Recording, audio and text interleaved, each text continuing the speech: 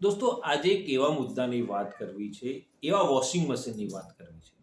આપણે washing machine તો જોયા છે કે જે કપડાં ધુએ અને ચોખ્ખા કરીને બહાર આપે આપણને. અને જે વોશિંગ મશીન હોય એમાં ડ્રાય ક્લીન પણ થાય અને બહાર આપણે સૂકવી દેવાના હોય છે. પણ એક એવું મશીન આવ્યું છે આપણા દેશમાં છેલ્લા કેટલાક વર્ષોથી કે જેમાં માણસો ચોખ્ખા થઈ જાય છે. ગમે તેટલો ભ્રષ્ટાચાર કર્યો હોય, ગમે તેટલો મોટો આરોપી હોય, પણ એ વોશિંગ મશીનમાં ધોવામાં આવે એટલે એ ચોખ્ખો થઈ જાય છે. દોસ્તો આ વોશિંગ મશીન છે ભાજપનું. ભાજપના વોશિંગ મશીનમાં ગમે તેટલો મોટો આરોપી હોય અથવા તો કૌભાંડી હોય, એ ભાજપના વોશિંગ મશીનમાં જાય એટલે સ્વચ્છ છબીવાળો થઈ જાય, ચોખ્ખો થઈ જાય, ઉજળો થઈ જાય. આવી વાત છે અને આ વાત કરવી છે આજે મારે, કારણ કે 2016માં વડાપ્રધાન નરેન્દ્ર મોદીએ બંગાળના તે વખતના ટીએમસીના નેતા અને હાલના આજે જ મુખ્યમંત્રી પદ પર શપથ લેનાર શુવેન્દુ અધિકારી માટે જે વાત કરી હતી એ પહેલા જોઈએ અને પછી આ મામલે આપણે ભાજપના વોશિંગ મશીનની વિગતવાર ચર્ચા કરીશું. कैमरा के सामने, टीवी कैमरा के सामने कितना लाए हो? अच्छा, लाओ लाओ। और ऐसे कुर्ते में रख देते हैं। टीवी पे देखा कि नहीं देखा आपने? और चेहरा कितना भोला भाला था। ऐसा लगता था ये तो रोज की आदत वाले लगते हैं। और कुछ लोग तो टीवी के सामने कह रहे हैं इतना कम क्यों लाए? तो कहता है दूसरे थोड़े दिन के बाद दूंगा, तो कहते हैं कि जल्दी करना। एक और कह रहा है कि भाई मुझे तो दिया लेकिन थोड़ा उनको भी दे दो, थोड़ा संभालना पड़ेगा।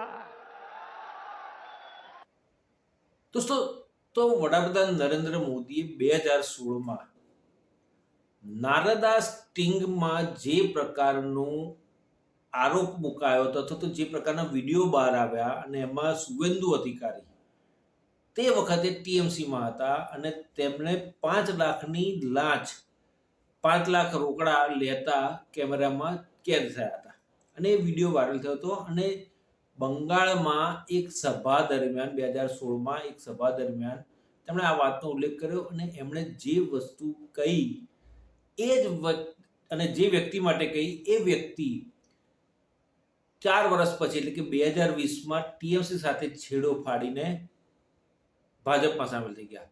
ભાજપમાં સામેલ થતા પહેલા શુવેન્દુ અધિકારી ટીએમસીમાં હતા. એ પહેલા સૌથી પહેલા તો કોંગ્રેસી હતા, કારણ કે તેમના પિતા મૂળ કોંગ્રેસી અને કોંગ્રેસમાં હતા અને કોંગ્રેસમાંથી પછી તેઓ જ્યારે મમતા બેનર્જીએ કોંગ્રેસ સાથે છેડો ફાડ્યો અને ટીએમસીની રચના કરી ત્યારે ટીએમસી સાથે જોડાયા અને પછી ટીએમસીમાંથી છૂટા પડીને તેઓ ભાજપમાં સામેલ થયા. ભાજપમાં સામેલ થવા પાછળનું મુખ્ય કારણ હતું નારદા સ્ટિંગ તો હતું જ, પરંતુ સાથે સાથે શારદા ચીટફંડમાં પણ તેમનું નામ સામેલ હતું અને કરોડોનું કૌભાંડ હતું. આ કૌભાંડમાં આ શુવેન્દુ અધિકારી સામેલ હતા અને કૌભાંડી હતા, અને તેમની સામે કાર્યવાહી ચાલી રહી હતી. જોકે એવું કહેવાય છે કે તેમની સામે કોઈ કેસ પ્રૂવ થતા નહોતા અને સાબિતી મળતી નહોતી અને તેમને કોઈ જાતના સજા પણ થઈ શકી નથી. પરંતુ એક વસ્તુ ચોક્કસ છે કે શુવેન્દુ અધિકારી આ કૌભાંડોમાં સંડોવાયેલા હતા અને તેને કારણે તેઓ ભાજપ તરફથી કેન્દ્રમાં ભાજપની સરકાર તરફથી દબાણ આવતું હતું. અમને સતત સીબીઆઈ, ઈડી અને ઇન્કમટેક્સના દરોડાઓ પડ્યા કરતા હતા. તેથી તેઓ ભાજપમાં સામેલ થઈ ગયા અને ભાજપના વોશિંગ મશીનમાં ધોવાઈ ગયા અને પછી પોસ્ટર બોય બની ગયા. 2021માં તેમણે પશ્ચિમ બંગાળમાં યોજાયેલી ચૂંટણીમાં ભાજપે તેમને નંદીગ્રામમાંથી ટિકિટ આપી. આ શુવેન્દુ અધિકારીએ તે વખતે નંદીગ્રામમાંથી મમતા બેનર્જીને મુખ્યમંત્રી હતા અને તેમને હરાવ્યા, નંદીગ્રામમાંથી હરાવ્યા. પરંતુ મમતા બેનર્જી તેમની વર્ષો જૂની ભવાનીપુર બેઠક પરથી પણ ચૂંટણી લડી રહ્યા હતા ત્યારે ત્યાંથી જીત્યા, પરંતુ નંદીગ્રામની બેઠક પરથી શુવેન્દુ અધિકારી સામે હારી ગયા. એટલે ભાજપે 2021માં તેમને વિપક્ષના નેતા બનાવ્યા. 2026ની ચૂંટણી આવતા એ પોસ્ટર બોય બની ગયા અને એક ચહેરો બની ગયા ભાજપના શુવેન્દુ અધિકારી. ભાજપના વોશિંગ મશીનમાંથી ચોખ્ખા થઈને પોસ્ટર બોય બન્યા અને ચહેરો બની ગયા અને હવે મુખ્યમંત્રી બની ગયા. 2026ની ચૂંટણીમાં ભવાનીપુર બેઠક પરથી મમતા બેનર્જીની સામે ફરી એક વખત શુવેન્દુ અધિકારી ઉભા રહ્યા અને શુવેન્દુ અધિકારીએ મમતા બેનર્જીને કારમાં પરાજય આપ્યો અને એને કારણે આ બધાના પરિણામ સ્વરૂપે તેમને ફળ આપ્યું અને તેમણે જે પ્રકારનું પરિણામ ભાજપને જોઈતું હતું, 200થી વધારે બેઠકો ભાજપને મળી અને સત્તા સ્થાને આવી, ત્યારે ભાજપના પહેલા મુખ્યમંત્રી તરીકે પશ્ચિમ બંગાળમાં ભાજપની સત્તા પહેલી વખત આવી અને પહેલા મુખ્યમંત્રી તરીકે શુવેન્દુ અધિકારીને તાજપોશી કરવામાં આવી અને આજે મુખ્યમંત્રી તરીકેના શપથ લીધા. પરંતુ દોસ્તો, ભાજપ એક એવું વોશિંગ મશીન છે કે તેમાં કોઈ પણ વ્યક્તિ, કોઈ પણ મોટો કૌભાંડી હોય, એ સામેલ એમાં જાય એટલે ચોખ્ખો થઈને બહાર આવે અને સ્પષ્ટ છબી, સ્વચ્છ છબી વાળો બની જાય. આવા કેટલાય કિસ્સા છે. હિમંતા બિસ્વા છે, આસામના મુખ્યમંત્રી, મૂળ કોંગ્રેસી, પછી એમની સામેના કેસ હતા, તેને કારણે સામ દામ દંડ ભેદની નીતિ ભાજપે અપનાવી.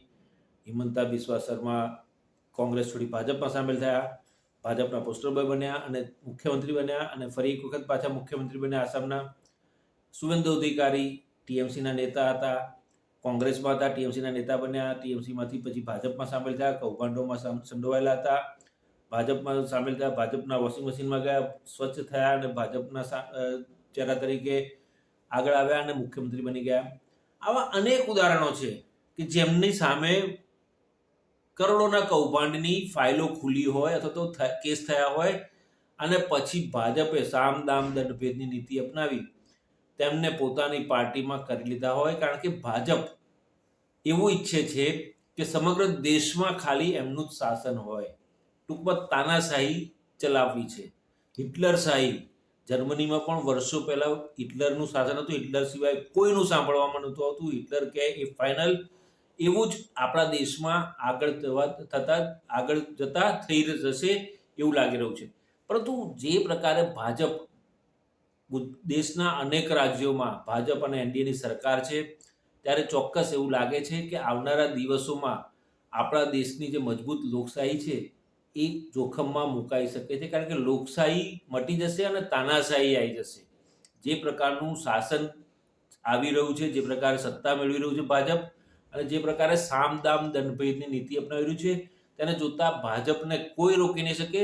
જો આપણે જાગૃત નાગરિકો તરીકે જાગીશું નહીં અને જો અવાજ નહીં ઉઠાવીએ, સત્તાને સવાલો નહીં પૂછીએ, સત્તા સામે આંખો નહીં કાઢીએ, સત્તાને સવાલ પૂછી અને સત્તાને સારું કાર્ય કરવા માટે આપણે જબરદસ્તી નહીં કરીએ અથવા તો આંદોલન નહીં કરીએ, તો ચોક્કસ આપણે તાનાશાહીમાં આવનારા દિવસોમાં જીવીશું એ નક્કી છે.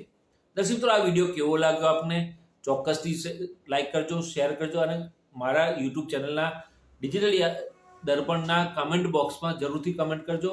અને હા, ડિજિટલ દર્પણને સબસ્ક્રાઇબ કરવાનું ક્યારેય ન ભૂલશો.